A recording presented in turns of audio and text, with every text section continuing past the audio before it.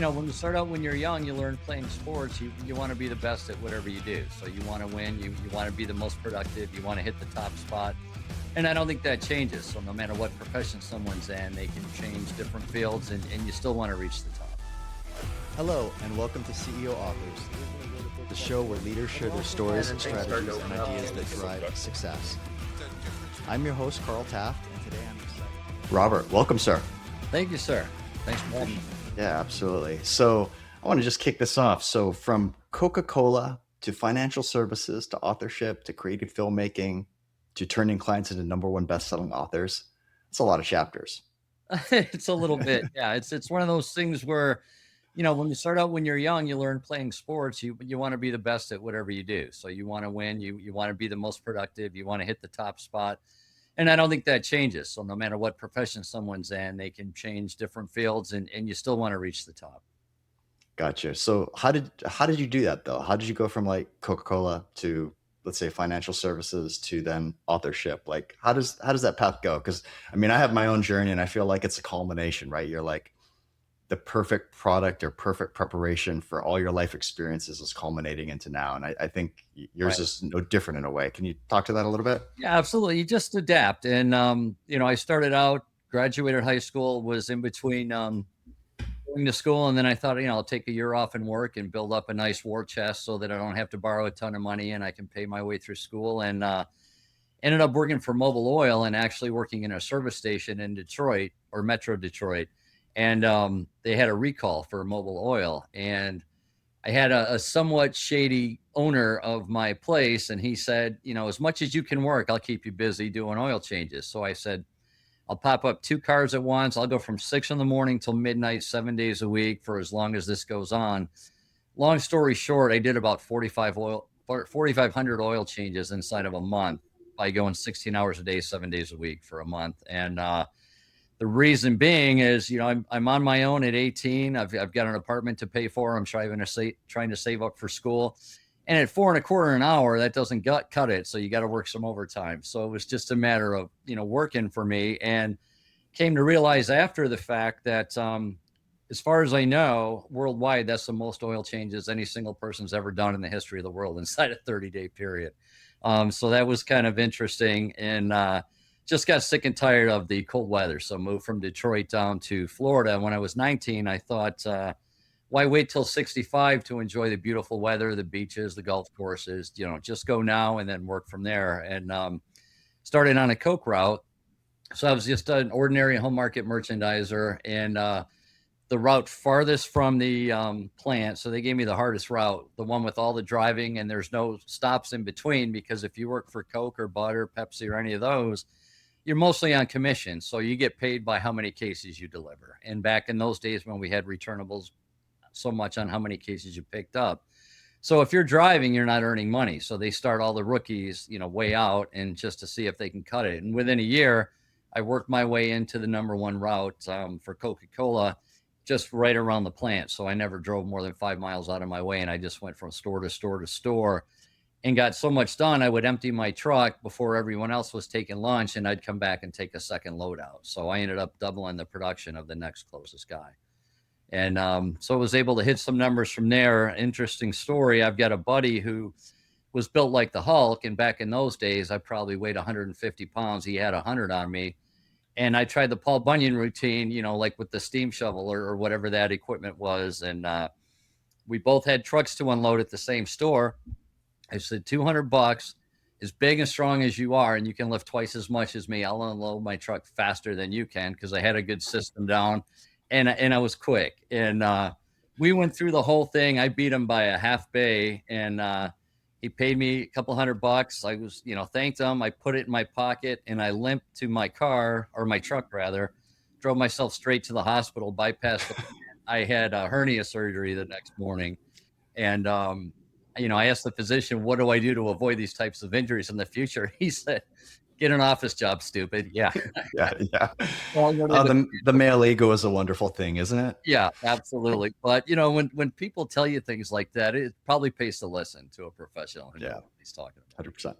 So Coca-Cola, you jumped straight into financial services, I or did, jump straight what into happened? financial services. I had a buddy at Mutual of Omaha, and I was pretty excited about that, Wild Kingdom and all the stuff we grew up with, and went from there to IDS American Express, learned their story. And it's funny because with that company, the power of storytelling really sunk in with me, because the first thing you did when you met with clients was talk about the founder and his experiences and the whole story of American Express, and how all that came in with the investors diversified services.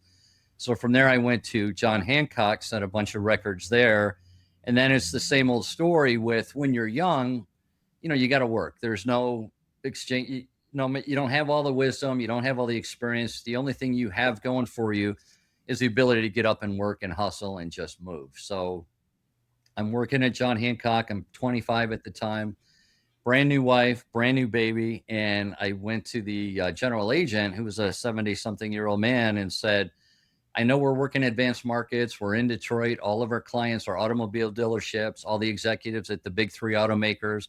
Every time I call these guys, 50, 60, 70 years old, they literally tell me, you sound like a nice kid, but you're a punk kid. There's nothing you can teach me, and I don't have time for you. So I went to the boss and said, how do I avoid that? And how do I build credibility when I literally don't have any? And he said, the first thing you do is go get your professional designations, which is some of what you see back there, and go out and become certified in financial advice and so forth. So I went through the American College, and they give you 7 years to complete their program. And I'm thinking, I got a brand new baby to feed. I don't have 7 years to gain that credibility.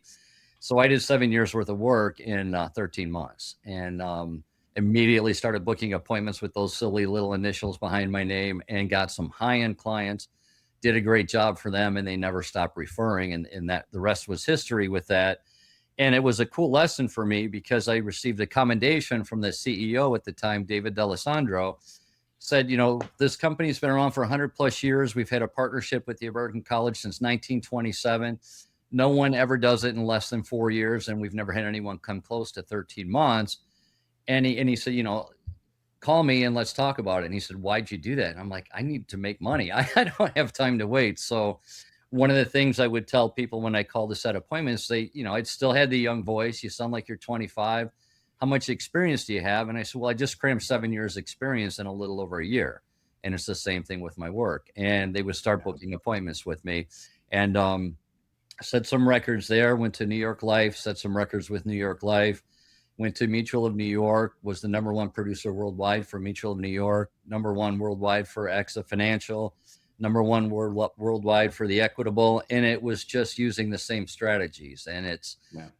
influence and so forth. And I know you do an author podcast, and I think the best thing authors can do for themselves is promote that credibility. Are you great at what you do? Well, I wrote the book on it. Of course I am. And farther than that, it's not just getting published, it's making it to a, bestseller list, make a top 10 list, Yeah. be number one if you can.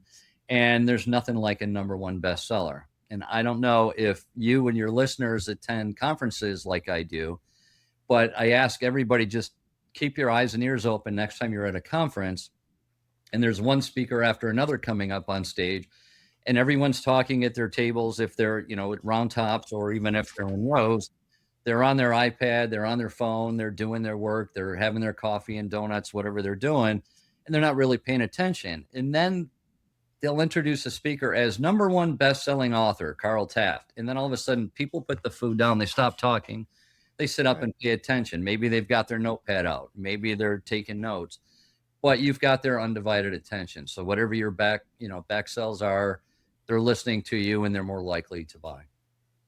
Gotcha. Gotcha. So, I guess let's kind of fast forward a little bit. So Uh-huh. what is it for our listeners? For what is it today that you specialize in, or help people do or accomplish? Yeah, well, a couple of things. We do business consulting, and the reason I left my financial practices, I had several offices in 3 different states, and was rear ended in a car accident, broke my neck, broke my back, went in for spine surgery.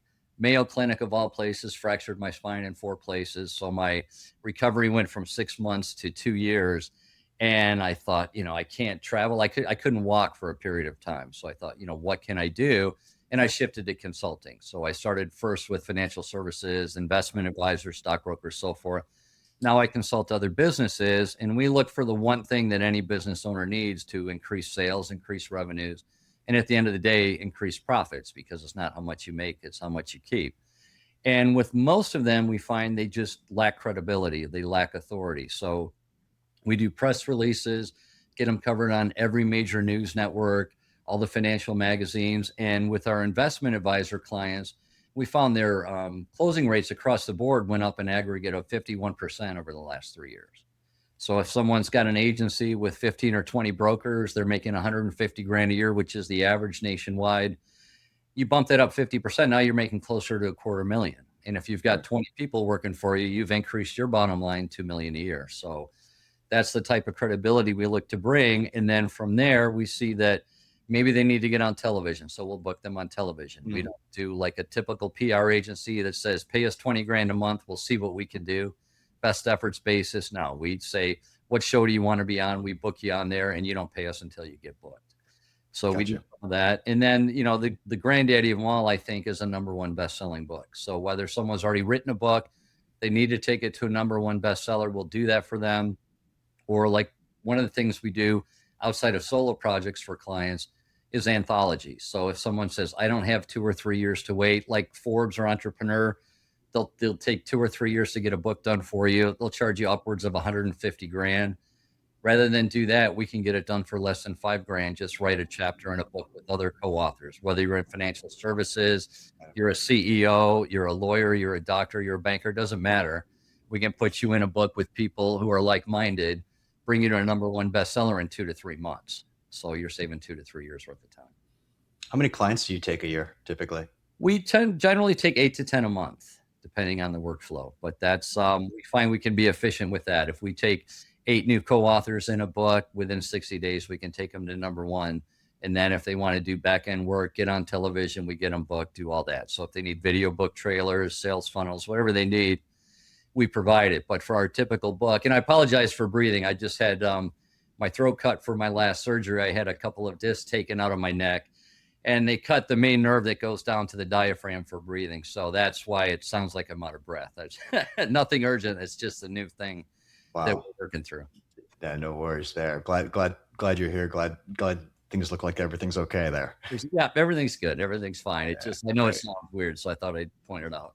No. So back to helping clients, with what they're trying to market, books, etc. Is there a like a minimum experience, or where do they have to come from, like to be able to help them, right? I'm assuming it's not the guy that's freshly graduated, right? College. It's someone with so much years of experience and so in whatever industries that can really leverage your services. Yeah, anybody can do it, and we get a lot of people, and it's amazing. I've got a CEO of a public company that we just worked with, didn't have any writing experience, and we try to make it easy for everyone. So we offer a couple of different options.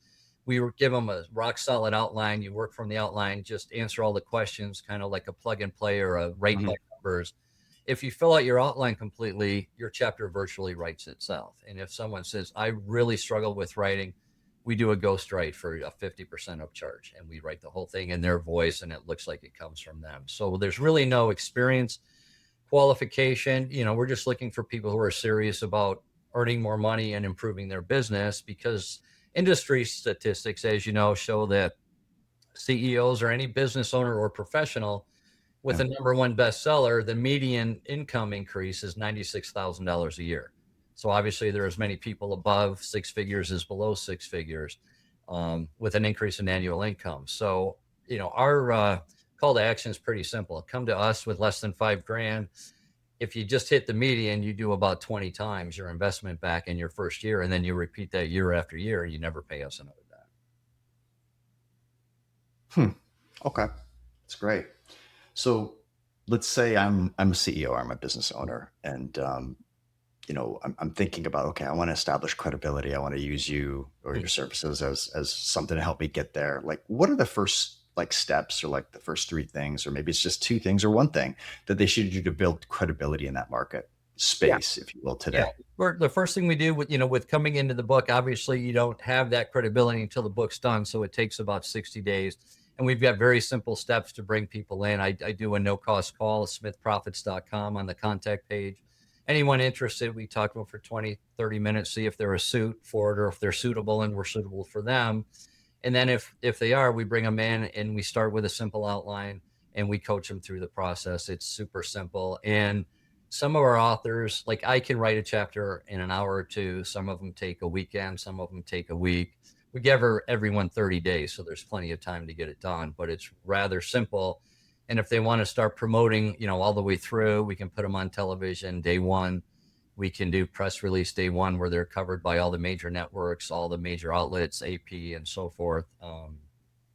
It's really whatever they want to do, how fast or slow they want to go. And believe it or not, we've actually got some CEOs that say, I don't want to build more business on my way out. I just want this as a legacy. I want to retire with a #1 bestseller. We can do that too. So really, no one's too young or too old. Got it.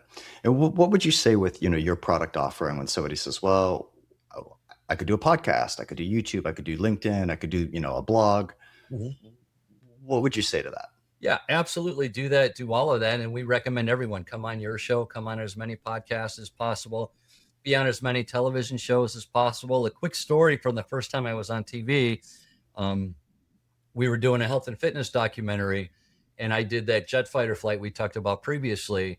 Went on there, did that flight, and I was promoting a documentary on the CW network. I think our audience for that live show was like over 1.5 million, something like that. So it was a pretty good first time with them. And we completed the interview. They asked me back. The hosts were wonderful. Everything was great. And one of the producers called me into her office afterward and said, I want to show you a couple of things. And I always want you to remember this, and I'll never forget it as long as I live. She says, open that closet door and step back. And I thought, what kind of weird gag is this from a professional lady in a professional television studio? So I opened the door and all these books come tumbling down and flowing out. And if I hadn't stepped back, they would have all fallen on top of me. And I know your audience is too young for radio programs and old TV like Fibber, McGee, and Molly, but there's an old trope where, he keeps all the sporting goods and his hunting and fishing equipment in the closet. So when people come over, they empty the closet and you get the sound effects of everything crashing out. It was just like that. And she says, these are all the people who sent me their books trying to get on our television show, and none of them got on our television show.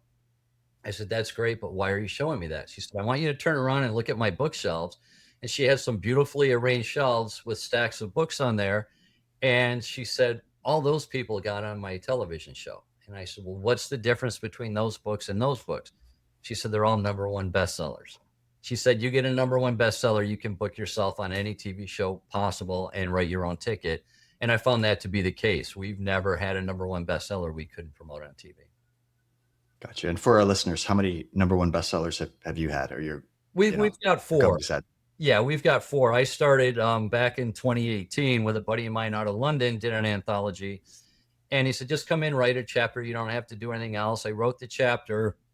And obviously I focused on financial services, which is where most of my corporate clients are. And, I wrote about sales and how to increase sales and how I was #1 with all those companies, and anyone else can be too. Just follow these methods. And coincidentally, at the exact same time, the Wolf of Wall Street published his sales book, The Straight Line Selling Method. And I took all these screenshots where we were #1 in the United States. He was #2. We were #1 in Canada. He was #2. We were #1 in the UK. He's #2. In Australia, where he was living and maybe still is, we were #1. He was #2. So when I get a financial services person say, I've got 25, 30 brokers I want to bring onto your program, tell me why we should. And I say, well, first, before I do that, tell me who else you're considering. And I always know they're considering him because he's got the big name. You can't compete with Leonardo DiCaprio in a big budget movie. So everyone's looking to him for sales advice. And I think it's great. I love the guy. I've never met him, but he's got me a ton of business. So we get all the way through the thing. And I say, why are you considering him? They tell me all the reasons. They're theirs. They're not mine. And I said, that sounds great. But why would you hire second best and pay double to do it? Why would you pay twice as much to come in second? Why wouldn't you cut your fees in half and come out on top and be #1? And they say, send me the form, sign me up. And it's 100% closing ratio with that. So with our co-authors, we tell them the same thing. When we provide them screenshots of here's you and here's someone else, This will help you close business. And outside of business, I've got a president of UPS who's retired, who's a client of ours. He did a book called American Madness Waking Up to Woke. So, a completely political book, has really nothing to do with business, although he is a business leader and has written a ton of business books. He just wanted to get the word out and kind of level the playing field. So, we did a screenshot where his book was number one after he started working with us, and Michelle Obama's book was number three. So, we sent him the screenshot and he's got it framed up in his office. And when people come in, he's got something to talk about. So it almost doesn't matter. We don't do fiction. We're focused on nonfiction, business owners, and so forth. But if someone has another project, we bring them in first. They do a chapter, and then we do something that no one else does. If they decide they want to do a solo project, no matter what genre, we take 100% of what they paid to be in the anthology, and we roll that into their book project, so they can do their solo book, and we bring that to number one as well. Gotcha.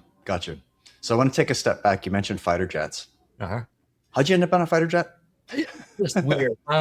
It's funny. I've got one of my father's cousins served in Vietnam, and it was one of his bucket list dreams to fly a fighter jet. And I don't have a bucket list, but I'm like, that's cool. If you want to do that, I'll come down, I'll film you flying, and we'll see what we can do, and we'll make a day of it. And just to give him the experience, I went down there, got to know the guy who ran the project, and he flies MiGs out of there. He flies L-39 Albatross, which is what I flew. He's got an edge of space experience. There's a weightless gravity experience, and then the flights go anywhere from like $4,000 to 14, something like that. And it's a pretty cool deal. So I was filming a documentary at the time, and we're running through the thing, and he's showing my second cousin all the preparatory steps and what you need to go. And I'm looking in the cockpit, and I see the seats have a 250 max on it. It doesn't say 250 pounds. It just says 250 max.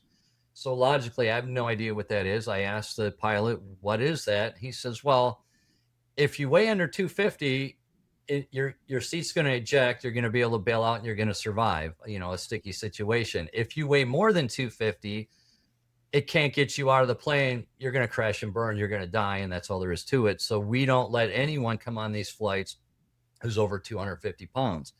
So after 15 surgeries and 20 years of rehab and so forth, and not being able to go to the gym, I went from 165 pounds to 265 pounds. And that's how I got on the CW network. I did a weight loss challenge where I lost 80 of that 100 pounds in 6 months.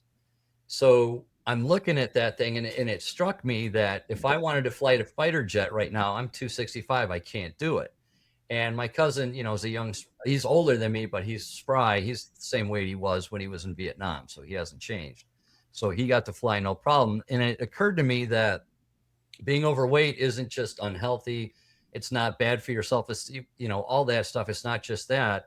It's then people can do things heavy people can't do. I mean, they can go out, they can play sports, they can go on a commercial jet comfortably. They don't take up extra seats. They don't inconvenience their fellow passengers. And even something like, if it was my bucket list, I wouldn't have been able to do it at 265. So I looked the pilot in the eye, I said, I'll be back in 2 months to fly. He's like, you got to cut 15 pounds. I said, I'll cut 30. And I was back in 2 months, 30 pounds less, went on the flight, had the time of my life. And I recommend it for anybody. If you can do a fighter jet flight, do it. There's nothing like it. It's the coolest thing. I'll take your word for it. I don't know that the things in my stomach would stay in my stomach if I was on that airplane. Yeah, you got a 50% chance, he told me, of that or worse. Yeah. So I got lucky. I didn't have any of that, but with the pressure on my neck and my spine, I came close to blacking out 4 different times. And wow. I don't know if you're old enough to remember the old-fashioned televisions where you had the screen on, and when you turned it off, it just kind of closed in, and then you got a little tiny dot. So I'm closing in, and I got to almost the end, and I'm shaking my head. I'm doing everything I can, and then it would eventually open up. And 4 different times I almost dropped. And then we had one time where we went through 10 just ridiculous stunts that were super cool. And he even let me take control and fly inverted, like Tom Cruise, all that kind of stuff. He's like, watch this gear, watch that gear, watch this instrument, look at that, give me that reading, give me that reading. Okay, now look up through your canopy. And I look up and I see sand. I'm like, I'm not supposed to see sand. I'm supposed to see sky. He's like, well, you're inverted. You've got controls 500 miles an hour over the beach. And it was kind of nice. But Wow. What experience. yeah, it's something people should do. And we go through the whole thing. And he says, I got bad news. I said, what is it? And he says, I forgot to flip the camera on for, the internal cockpit camera. So I'm going to fly around an extra 20, 30 minutes, give you a chance to regroup because nobody could do that back to back the first time. He said, just do it. It's now or never. Let's do it. So we went all the way Wow. through and I got lucky. I got to do it twice. So it's, I look Yeah. at it like I didn't have to do it twice. I got to do it twice. So it's kind of a Yeah. bonus. Yeah. Get to memorialize the experience, which is Yeah, awesome. absolutely. Yeah. Smitty, I'm listening to you, and all I can hear in my mind is this idea of like mindset, Mhm. right? You have a fantastic mindset, whether it's, learning something in 1 year that takes most people 7 years, to losing 80 pounds in a matter of a few months, it sounds like, to, just you have this mindset. Oh, sorry for our listeners if you heard that. Is that you or me, sir? Do you hear that? I do. That might be me. Let me get rid of it. Sorry about that. My No, apologies. you're all good. It's live TV. How much would you attribute? How much would you agree, or maybe want to shape that statement? Because I think you've done quite a bit. Oil changes, another example, right? 4,500 of them in a month. That's Mhm. ridiculous. I mean, have you always been like that? I mean, it sounds like it. Are you Um, still like that? it started. This is one of the reasons I had all my kids play sports. I've got two girls and a boy. They each played sports all year round. Several different sports. My oldest daughter had like 14 letters by the time she graduated high school. So half Surprised. dozen different sports every year and academics and all that. My son was a champion wrestler. My daughter, lacrosse. I expected her to play at Clemson. She tore her knee in high school. My son broke his ankle at high school, kept him away from the USF Bulls. So it was a pretty rough one. And mindset's a scary thing. And some of us have a tendency to go overboard. Like my son, for example, played defensive end. They couldn't block him, so they were double teaming him. And two guys stood him up, and he stepped in a gopher hole, and then he got caught in it. And when he got up from the double team, his foot was completely backward. So the trainer set it and turned it around, and I knew his ankle was shattered and his foot was broken. And they took like three things of duct tape around his shoes, and they had him jogging up and down the sideline trying to get him back in the game through halftime. And I had to come down through the stands and grab the coach and grab the trainer and say, we're done. We're getting x-rays. We're not, he's not going back in. So he was mad at me and he didn't talk to me for a long time after that. But he was on the operating table at 6 o'clock in the morning, getting steel pins and rods put in his foot. And he didn't take the time to recover because wrestling season comes right after football season. And he went through and wrestled on that broken ankle and broke his wrist, wrestled through it and so forth, still made it to regionals and states and all that. But different character. And I think it's just mindset. It's something I've Yeah. always told the kids is, life is tough. You just have to be tougher. You can't make excuses. You just got to put your mind around whatever you're trying to accomplish and say, I know there's a way to get this done. How do I do it? And to me, it's as simple as that. If someone's, smoking, I've seen people that couldn't quit smoking and I've told them just quit and they've quit. And alcoholism, same thing. Drugs, I've talked to people and I'm no expert. I'm not certified in anything. I'm not a physician, so I'm not giving anyone advice. I just have seen people struggle no matter what their struggles are and not be able to overcome it. And I've seen other people just make a decision. I'm making a change right now, whether it's my business sales are lousy. I'm going to be number one by the end of the year, hell or high water. And they do it. And it's just a matter of mindset. And you're 100% correct. Yeah. It's what a man. I hate to be around your dinner table at Thanksgiving listening to all those war stories. I'd feel pretty inadequate myself. Yeah. Yeah. Wild. Yeah. Things are That tough. is Well, my that kids. is something else, man. Wow. Wow. Well, so, what is one piece of advice you wish every business owner and executive would follow in 2026? Yeah. Since you brought a mindset here. Yeah, for me, don't follow any of these hucksters on the internet or people that say, hey, I can get you 30 appointments on LinkedIn in 10 days. I can do this. I can't do that. See what they've done. The proof is in the pudding, right? So go with somebody with a track record. If they say, hey, I'm going to show you how to increase sales, Show me how you've done it for yourself. Show me where you've been number one with this company or that company. It's the same thing. We do documentary films, we do corporate shorts and commercials and things. And people get in the internet movie database. I've been in the top 1% there for the last 15 years since I started it. And it's just a matter of knowing how to, work the programs and get in there and just work. Nothing replaces work, because you get other people that say, okay, great, you made me a number one bestseller. Now I just sit back and my extra 100 grand comes in. It doesn't work that way. You've got to make up your mind and work. So I don't care if you hire me, if you hire somebody else, work with somebody who's been there before, not just somebody who talks a good game. You got to find people who have a good track record. Just like physicians, when I go in for surgeries, it works out well sometimes it doesn't. But I always go with the person with the most experience. I'm not going to go in with the guy who's never done a neck surgery before, or a spine surgery. I'm going to go in with the guy who's done 20,000 of them, or whatever the number is. You want someone with experience. So that's my advice to anyone else. Work with, if you're going to go it alone, or if you're going to model somebody who's succeeded, not somebody who's failed. Yeah, makes sense. Makes sense. No, I appreciate that. Well, if somebody walked away with just one idea from this conversation, what would you like it to be? Yeah, well, we tell all our clients, you're one step away from greatness. You really are. And it's, I hate the old cliche of going up to the next level, but you just got to ratchet it, because you never, have sales just go straight to the moon. You always go straight, and then you stagnate, and then you go up a little bit and stagnate. So just ladder your success, but do something today that's going to get you business today, so that tomorrow you've got more sales.